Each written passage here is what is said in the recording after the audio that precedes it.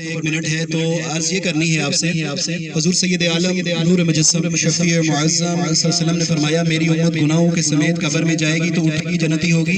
صاحب یا رسول اللہ کیسے ممکن ہے؟ فرمایا بعد والوں کا عمل اس کو فائدہ دے گا اور بندہ مومن کو سب سے پہلے مرنے کے بعد یہ جزا دی جاتی ہے کہ اللہ تعالیٰ اس کے شرکائے جنازہ کی بخشش فرما دیتے ہیں. سبحان اللہ. آخر تک اونچی آواز میں ذرا ماشاءاللہ. اللہ تعالیٰ آپ کو سلامت رکھے. میرے جو بھائی ہیں بڑے جو بھائی ہیں ویسے میرا مزاج آپ لوگ جانتے ہیں. بہت صاحب میرا آپ سے پہلے بھی تقریروں کے حوالے سے بیانات کے حوالے سے سنتے رہتے ہیں.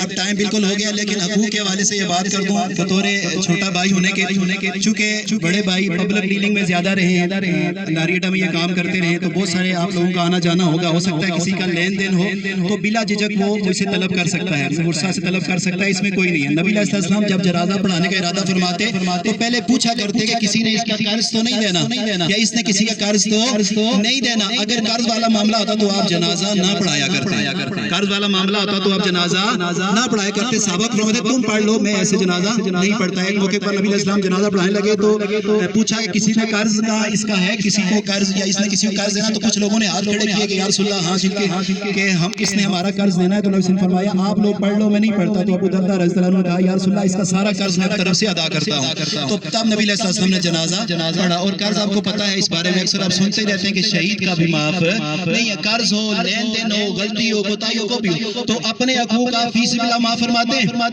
آخر تک ہاتھ اٹھا کے گواہی دیتے ہیں. آپ دل سے معاف کریں. اللہ سب سے بڑا معاف کرنے والا ہے رحم فرمانے والا ہے. اس سے بڑا کوئی رحم فرمانے والا نہیں ہے. سب کا آنا اپنی اللہ پر قبول و منظور فرمائے. قدم قدم پر آپ کو ڈھیروں نیکیاں فرمائے. ایک منٹ کے لیے بلند آواز سے کلمہ طیبہ پڑھنے لا الہ الا